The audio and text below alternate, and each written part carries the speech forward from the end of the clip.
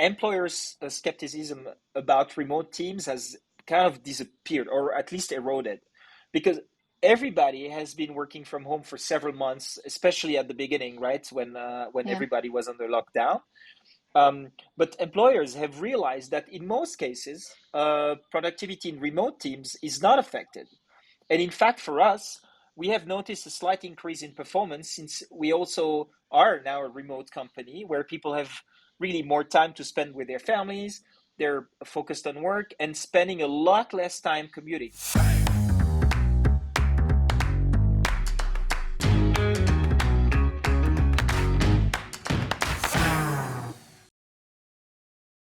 Hi there, Pauline here, Head of Marketing at Arcanis, a software team augmentation partner in the Philippines. Today I'm co-hosting this episode with Arcanis co-founder Fred. Hi, Fred. Hi, Pauline.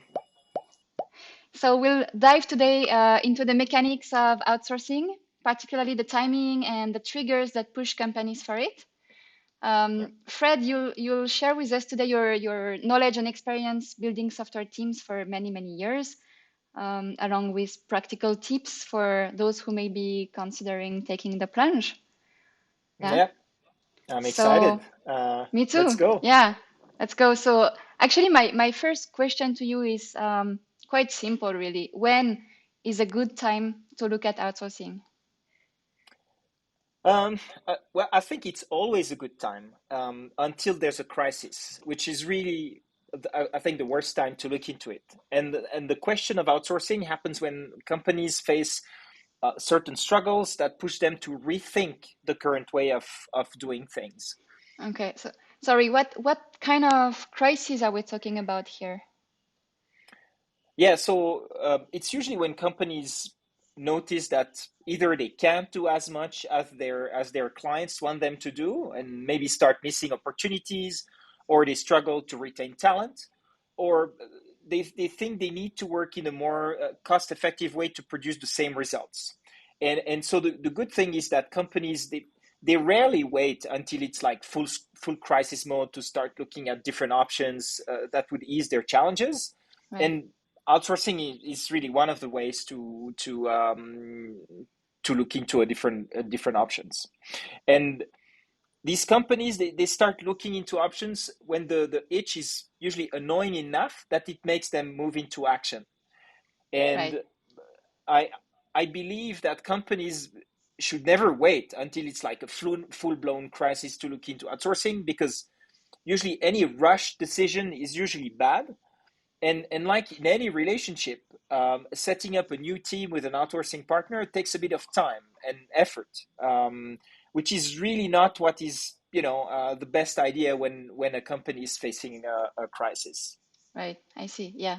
So these challenges that you're talking about and that can be eased somehow with outsourcing, what are they really? What makes company want to outsource their software development or extend their development team with a nearshore or offshore company? Yeah, I think the order of importance depends on the type of company, but I'm maybe just going to list the main ones.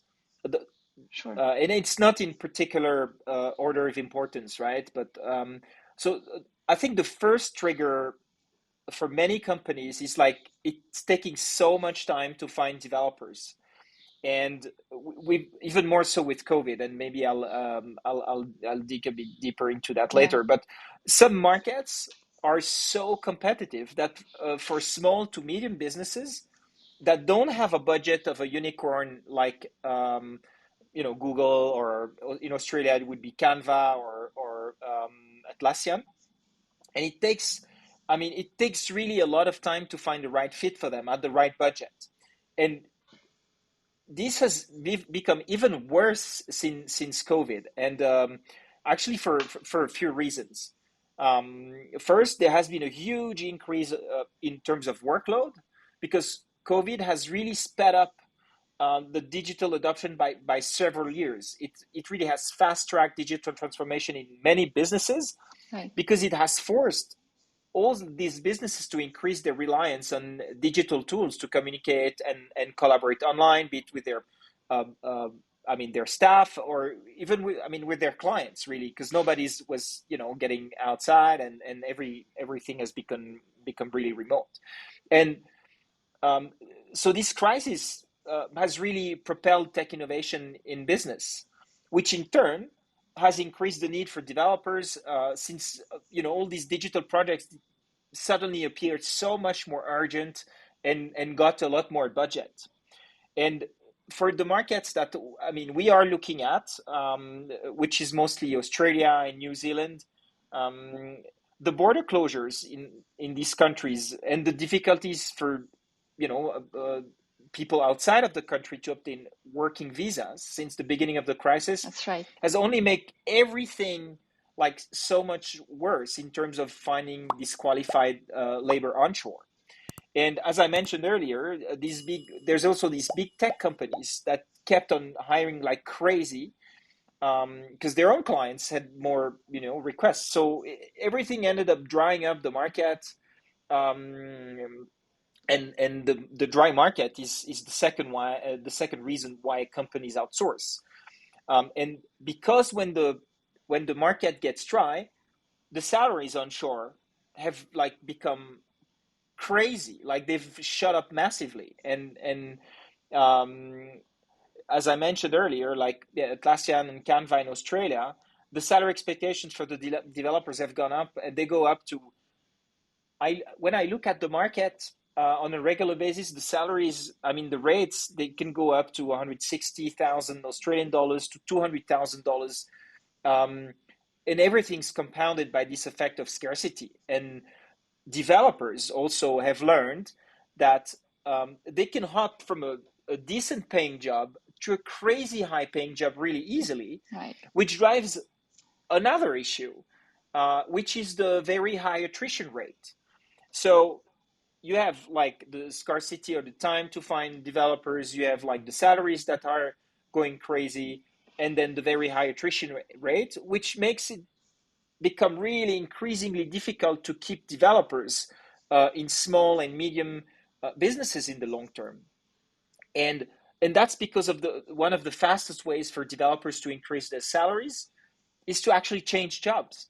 So all these current market conditions incentivizes developers to change rather often to increase their chances of a major raise in salaries. And on average in Australia and New Zealand, the annual churn rate was above 20% already before the pandemic. And so um, it must be even higher now. I don't have the figures, but I mean, from all the people I'm speaking with that reach out to us because they're struggling to find developers, it must be a lot Yeah. higher. And what we know about this high attrition rate, it's really detrimental to especially small businesses because it has such a high hidden cost. I mean, it's like this compounded effect that I mentioned earlier. First, like there's of course the cost of hiring more people. I mean, expensively, but that's the cost we can see. But what a lot of people don't think about is like the first thing, it really increases the workload on many departments inside the company with this crazy compounding effect that I mentioned earlier. So you can imagine like the more people churn, the busier the recruitment department becomes to simply replace the talent that's leaving. And That's right. without counting the fact that probably because of these increased amounts of projects that come up on top of regular hiring to grow the team. So it's already a lot more work. Then, so that's on the hiring part. Then it means that a lot of the senior or the lead developers in these development teams have more work to interview the and select the candidates, and worse, they have to spend a lot of time onboarding these people and transferring the knowledge, and only to see these talents leave really quickly, which become Hmm. really demotivating for the core team. And in addition to that, all the time and effort wasted is a major burden when the team could actually focus on the core product. So instead of working, because there's more developers, so instead of going faster, then suddenly it's not even going faster because everybody's working to onboard the people. Yeah. So yeah, instead of releasing new products or features, the team becomes even slower as a whole, with a reduction in quality, um, because of new people, and of course of the quantity of the output.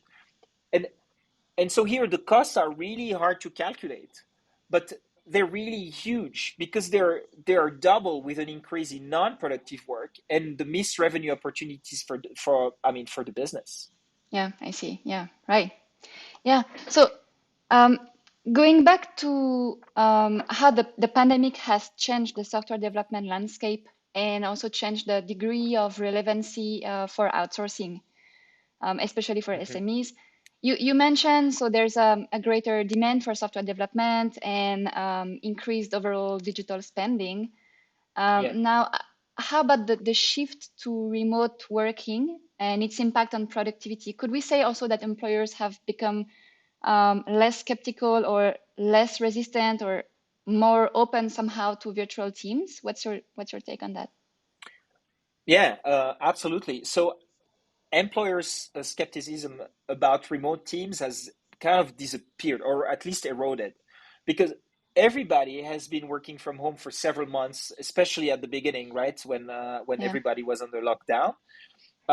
But employers have realized that in most cases, productivity in remote teams is not affected.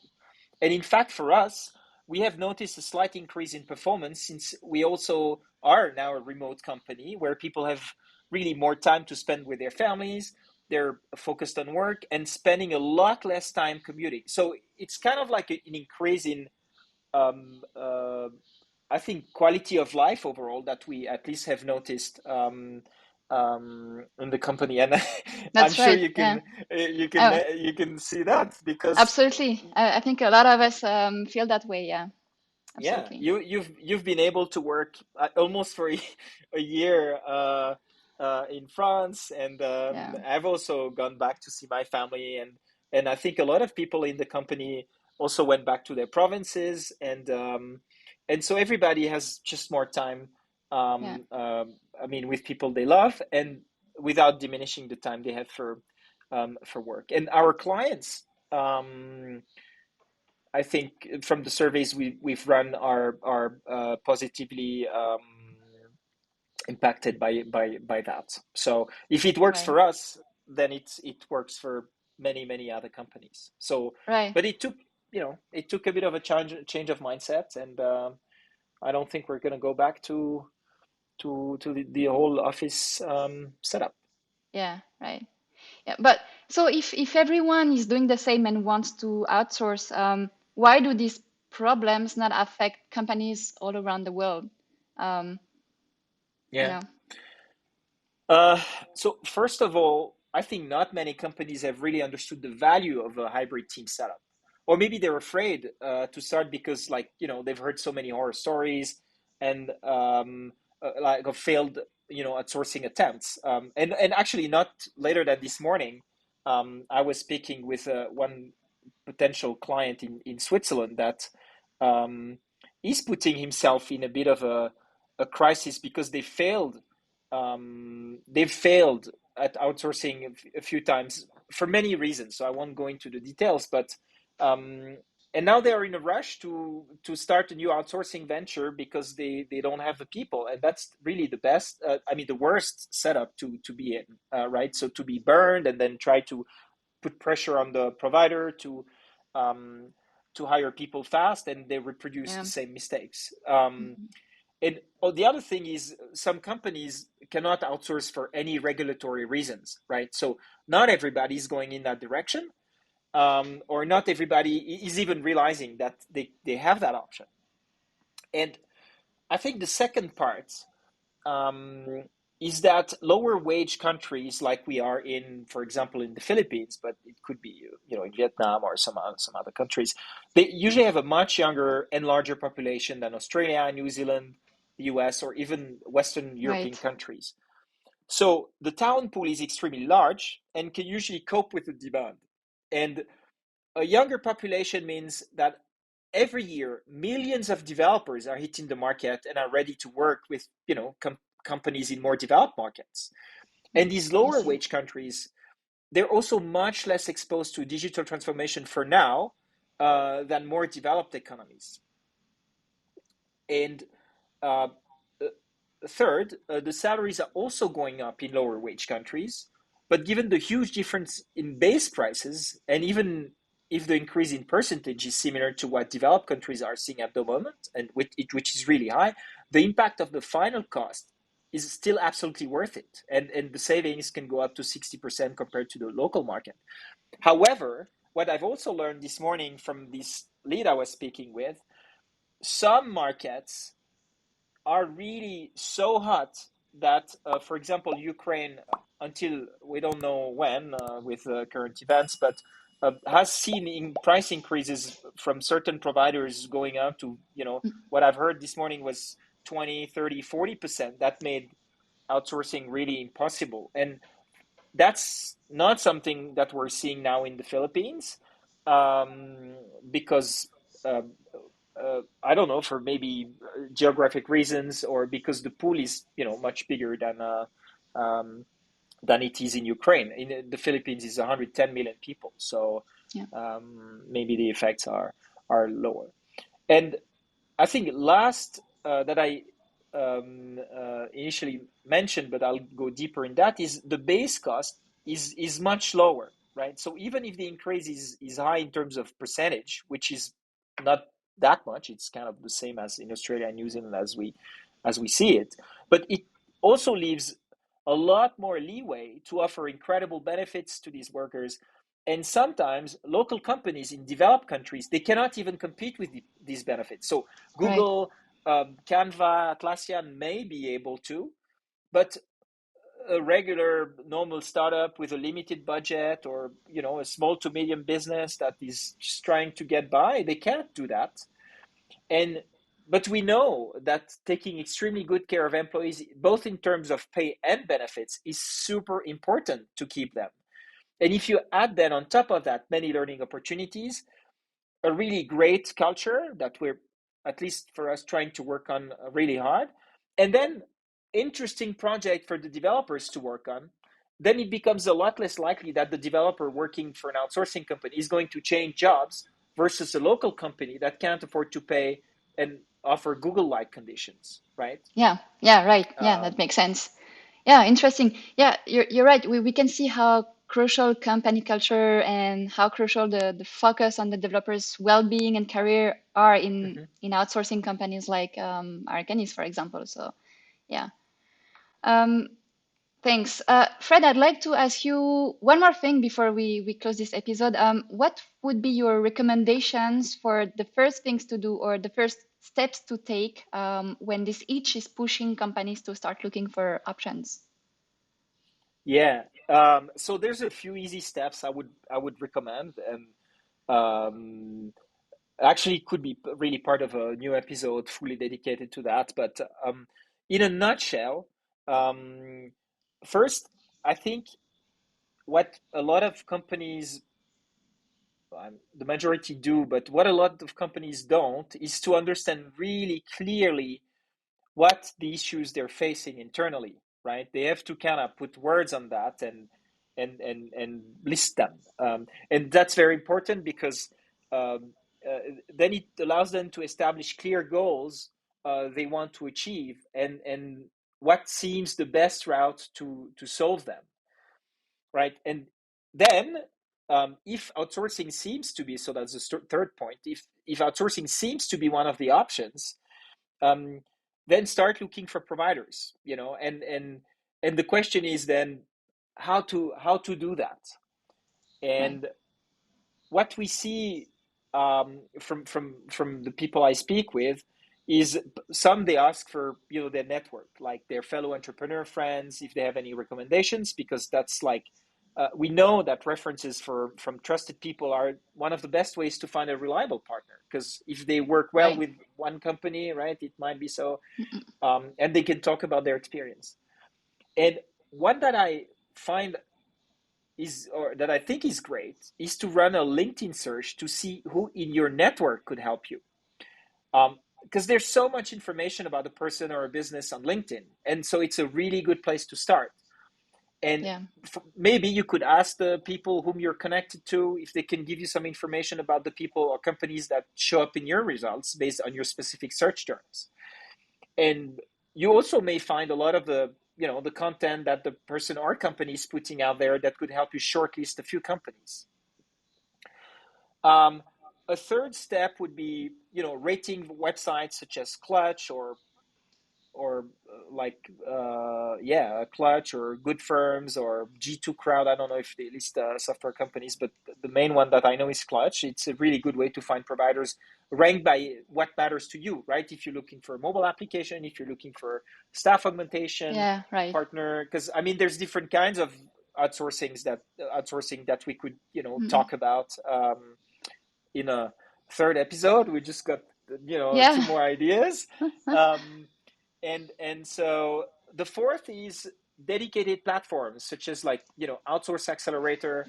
And we're going to have an episode with the CEO of Outsource Accelerator in a few weeks. That could also give us some insights about the current trends in outsourcing. So that's the topic we'll talk about. Yeah. Or there's another platform called Squad Gurus that's I think more for the US, or Accelerance. We've also worked with them in the past, and so these guys have usually a list of pre-vetted companies that you can search, Okay. and with the specific angles that are interesting, to these companies. And um, for one more is just a simple Google search that can help you as well, both with companies that advertise in AdWords or just companies' websites and SEO rankings and stuff like that. But I think this gives you a bit more of a biased view of your options because they would Yeah. target certain. Unless you really know what you're looking for, or maybe search for the right keywords, I guess. Yeah, and even that they can tweak whatever they want. So it's always good to Mm.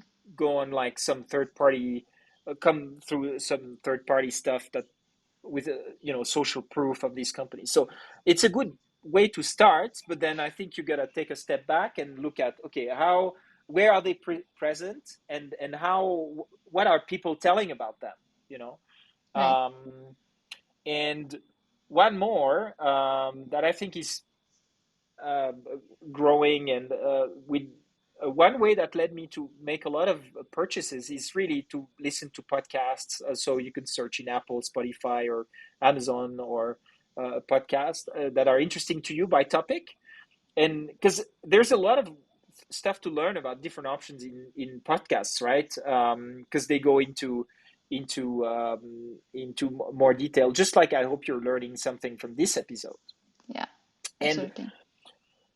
so the last step I think we should cover today is like, once you've got all these information about different providers and stuff like that, then um, I don't think it's really worth like contacting really like the 15 that you've found, right? With all the information that you've got online, it's about to select a few providers. I mean, a short list of maybe two or three, to then get into deeper discussions. Because if you've done your pre-vetting well, then you should be able to go into deeper discussions. And speaking of Right. that, um, we've actually posted an entire series of, like, is it 7 podcasts that we did, right? Yeah. Yeah. That are fine. You can find on Apple or Spotify or even on YouTube, I think, on how to select your outsourcing partner. And so we're going through like the different kinds of outsourcing things you can do, and then all the different aspects that I think a company should look into, depending on Absolutely. what matters to them. I think they're quite in depth. It's I don't know how many Yeah. hours. It's like That's maybe that's a full 2 hours.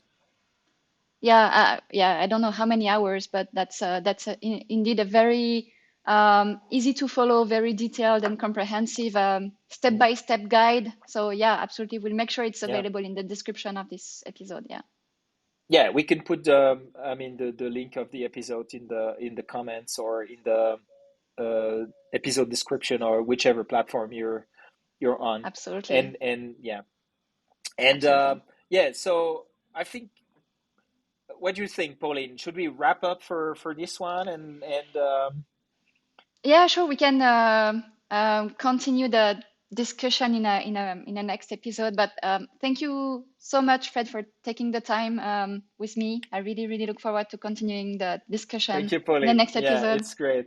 Yeah, And thank so, you. where people can find you and follow you along. Yeah, Mm, so I think the one way to get in touch is through LinkedIn, through my profile. So it's, I mean, Frederick Joy. We'll probably put some information on the screen when we publish that. Of course, there's the Arcanis LinkedIn page or the Arcanis website, and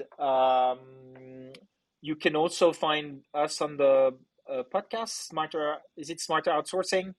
that's right. Both on Apple, Spotify, and YouTube as well, where you can find a lot more episodes that we did already. And I think the last thing I need to do is to thank you for being a really great host today. And I'm really happy we launched this new format, and I'm pretty Me sure too. we're going to have a lot more episodes. I hope so. Yeah. Um, Thanks so yeah. much for your time, Fred. Thank you. Thank you, Pauline.